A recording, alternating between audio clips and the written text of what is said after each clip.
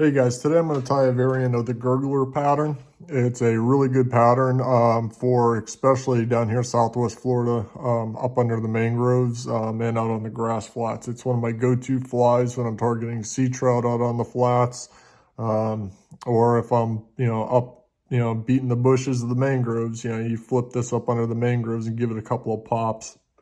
If there's a snook anywhere in that general area, he's going to be on it. Redfish will jump on it. Baby tarpon love it. I've even caught mangrove snapper on them.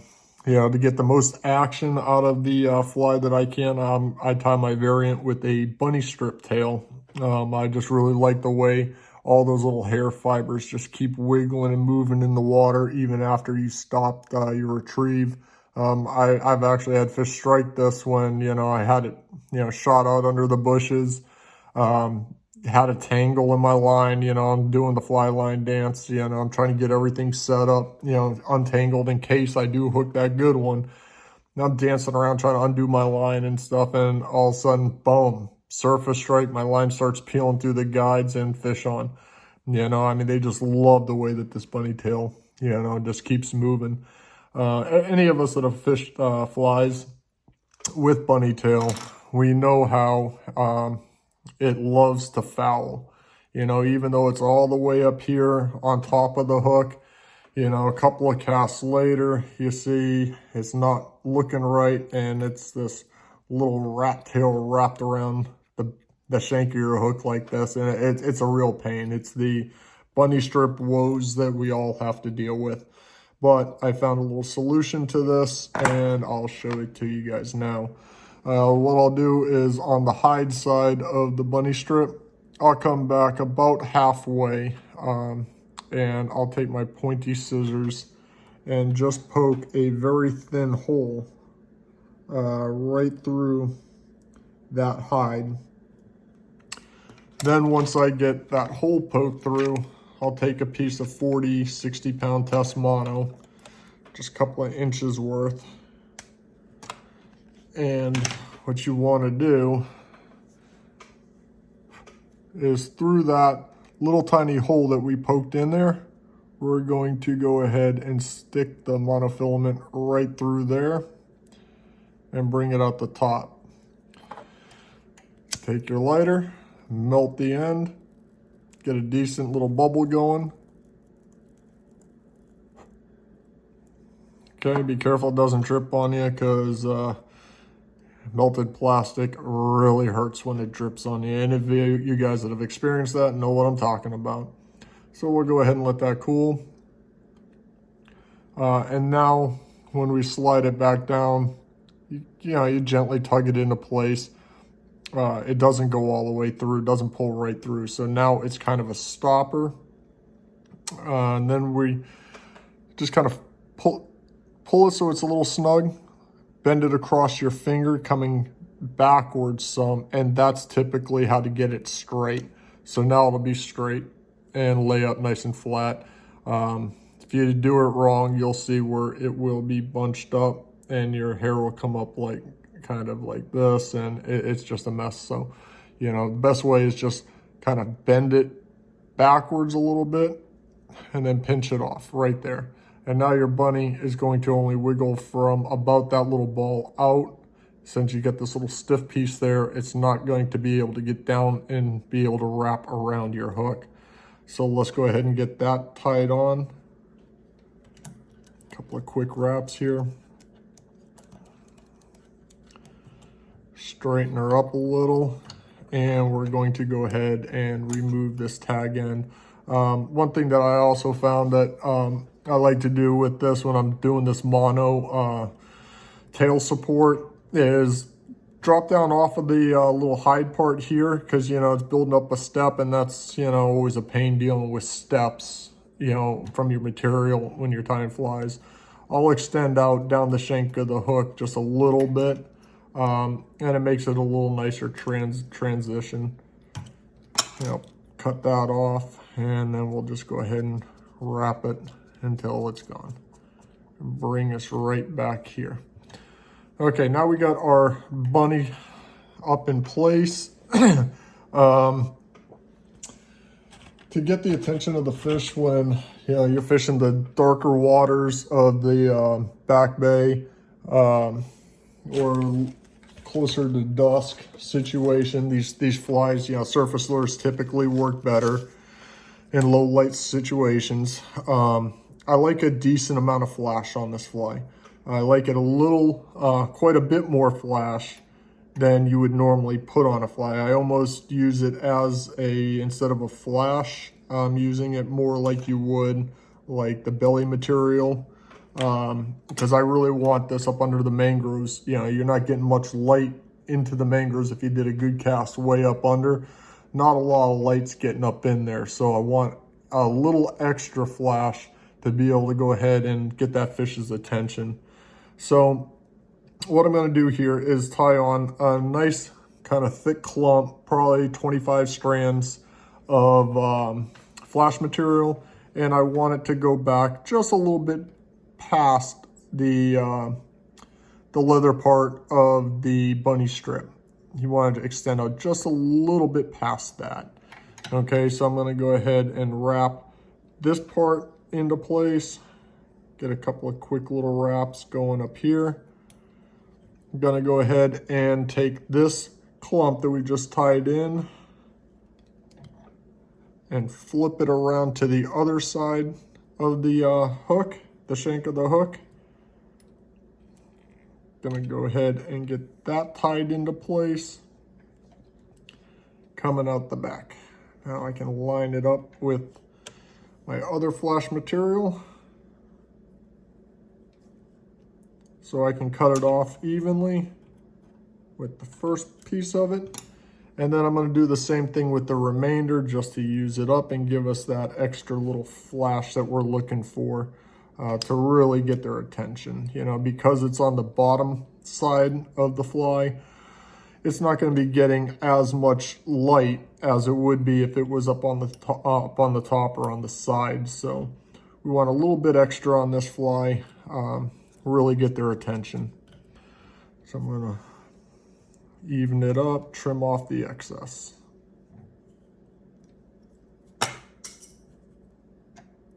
And I'm throwing my scissors. Okay. So now that we get that part done, what I like to do from here is I'll go ahead and palmer on one feather from like a, kind of this fly. I'm matching the colors from the tail to the, we're keeping the same color going through the whole thing. I'm going to go ahead and use this tan barred hackle because we got the nice matching colored bunny tail. So I'm just going to tie that on. All this is doing is giving a nice little transition from the bunny back to where the foam is going to be in the belly material, and it's just going to neaten up this little gap a little bit. So we're just going to go ahead and palmer this back a little bit, a couple of quick wraps. And this will give it a nice little gap filler. So that's about all we need right there. I'm going to go ahead and tie that off. A couple of quick wraps. Trim off the end. And now I'm going to go ahead and try to tame back all these little hair fibers, feather fibers, with a few loose wraps to keep them going back more. A little more streamlined. Okay. So now what we want to do is, this is the part where it takes a little bit of planning on this fly. We're going to want to use some of this olive chenille to make the belly. Over top of it, we get the foam to make the top piece. It's going to fold over, which will give it the buoyancy and that popping sound when we pop it. And also, one thing I like to do when I'm making this fly is, since it's kind of resembling a little shrimp up on the surface, just kind of hanging out, and how they'll kind of pop a little bit when a predator comes at them, you got to look at the fish's point of view. They're looking at this fly from, the belly side of it. All the bells and whistles in the world up on top of this fly is not going to help what the fish see. So I want all my eye candy pretty much to be underwater where the fish is going to see it. So I'm going to go ahead and tie on another hackle feather right here at the very base. And we're going to forget about that for the time being. We're going to go ahead and tie on our chenille, and we are going to cut our foam to be the right size for this particular fly. So I'm going to go ahead and cut that now. This is about all we're going to need. Okay, just a little foam piece. Extends past the hook a little bit. We can always trim that down a little later, and we're going to lose a tiny bit of length right here. So this is about the right size. The way I like to do them is, let me see if I can do it where you guys can still see it. Okay, not dead center. Okay, I want to come off just a little bit and put a little cut all the way through. Another one, a little cut all the way through. Okay, now what we do from here is you can fold these up a little bit, get your scissors in there nice and tight. I think you guys can see that, and you want to cut with a kind of a curved motion to round off that corner. Okay, do the same thing on the other side. And what that's going to do is leave us this little tab right there sticking up. That's going to be our tie-in point. So that's what we're going to wrap to the shank of the hook. Doesn't have to be quite perfect. I do like to try to keep it semi-even. It just makes a better looking fly when it's done.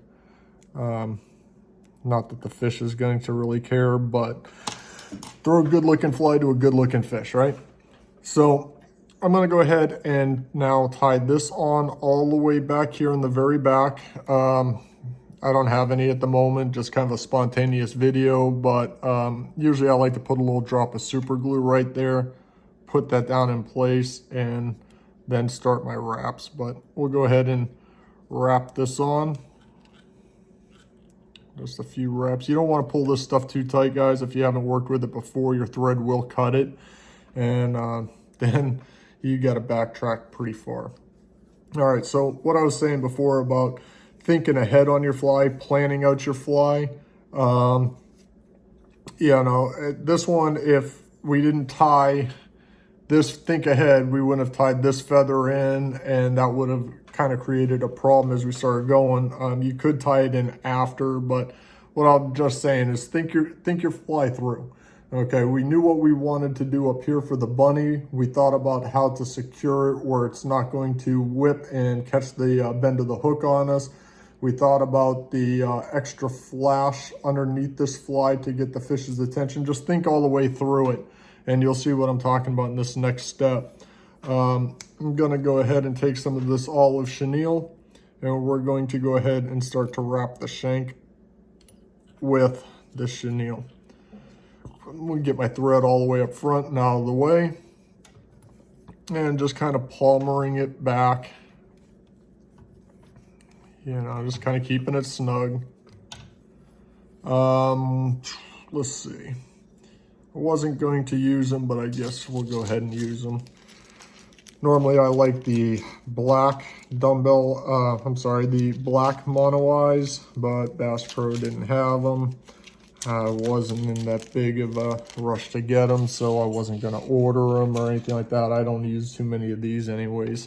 I usually make my own. They look much better. But right here, about 1/8 of an inch behind the eye of the hook,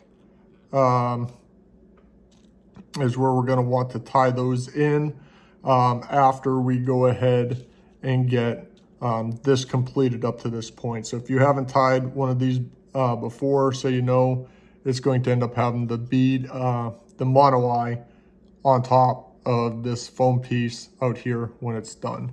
So to finish getting us to where we need to be, we'll finish palmering this forward. I like to leave it back about a 1/16 of an inch behind the eye of the hook. That's just going to help keep the eye of the hook clean and not have a bunch of this chenille material all closing up the eye of your hook on you. So a few quick wraps up there and we can get rid of this excess. All right, so we're good there. Now that feather we tied in the back, go ahead and palmer it in, except instead of doing tight wraps, leave little spaces. Okay, so you don't want these too tight. What these are going to do is act as like the little legs of the shrimp coming out of the chenille body. So kind of work it in a back and forth motion to help it work its way in between all the little hairs of the chenille. And as you work it forward, you know, 1/16 inch apart approximately, doesn't have to be perfect. This is, you know, just get some legs on there, get it worked in. I like to wiggle it like this because I want to make sure that I'm getting the stem of the feather down deep inside there. You don't want it to be a loose wrap. Couple more quick wraps here and we'll be in good shape. Okay, so now I got it where I want. We're just going to go ahead and tie this off right quick. And trim off our excess.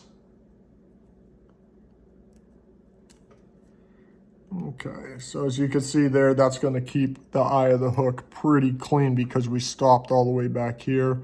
Got a few little stragglers up here I'd like to clean out while we have the chance.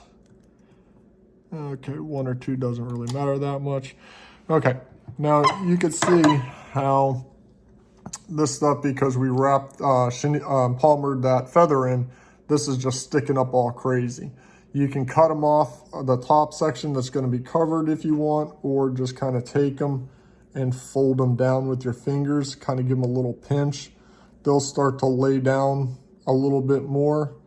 Then you can go ahead and fold your foam piece back forward. Now you can see how you got little fibers sticking out everywhere, looking all shrimpy, especially with that nice little bunny strip tail that we got going, all that extra flash underneath that just says, hey guys, I'm up here, come get me. So yeah, now this fly is gonna get destroyed as soon as the snook sees it. So I like to pinch it a little bit and wrap it around and then do a wrap before I really, you know, pull it tight that much. It's going to be a little bit out of whack when you first tie it. Go ahead and twist it back straight. You can take that mono eye, toss it right on the top, figure eight your mono eye on, a few quick wraps.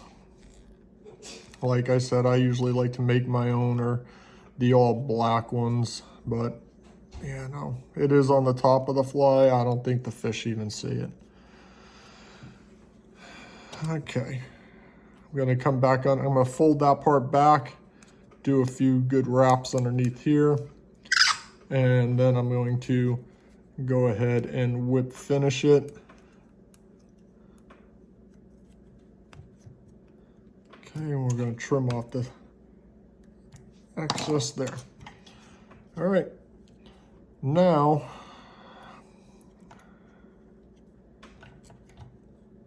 okay.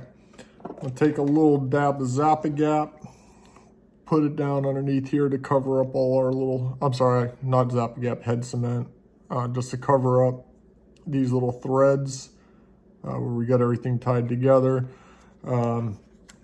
Ideally, with this fly, you're going to want to use a little bit of super glue or Zap-A-Gap. For this part here, you know, tuck it up, put a little dab of it right inside there, and it'll help give this front piece that little lip sticking up. So you can see how that's going to catch water and make that pop sound. It's not a crucial part of the fly. I do need to trim it up some because you can see how long that is. So I'm just going to give it a nice arc shape coming around. and it doesn't have to be perfect, but you know, it's decent. And that one's gonna stick up just enough as it is where I'm not looking for this to be a popper. If I wanted a popper, I would, you know, tie a popper fly. But this is, you know, a little gurgler pattern. It's made to do little snaps, little pops, little gurgling on the surface. So the only other thing I'd add to this fly would be maybe a little zap gap right there, or super glue. Tuck it back until it kind of wants to hold in that position, and then you're good to go. This one's staying up just fine on its own. So the finished fly, let's see if I can get this thing to focus. You know, nice and buggy on the underside. You get that chenille sending a little sparkles out. You get all these bushy little legs coming out. That flash, it's really, you know, getting the attention of them down there, and then you're going to have the motion of that bunny tail on there. This fly is going to be a go-getter out there in the mangroves and on the flats. You know, everything will nail this. If you want, you know, you can go ahead and tie on a little weed guard out the bottom. I'm going to use this one on the flats for redfish and for sea trout, so I don't need a weed guard on this particular one. But that's how you do like a little modified gurgler pattern. Works great on everything. Tie you up a few, get out there, you know, catch some fish, man. I appreciate you guys watching the video. Please like and subscribe. That's how I can grow this channel and eventually do giveaways, and, you know, maybe even, you know, have some subscribers in the future come down for, you know, a fishing trip and take them out there, and, you know, we could do some fly tying, then go out and use what we tied and catch some fish. So, you know, thanks guys.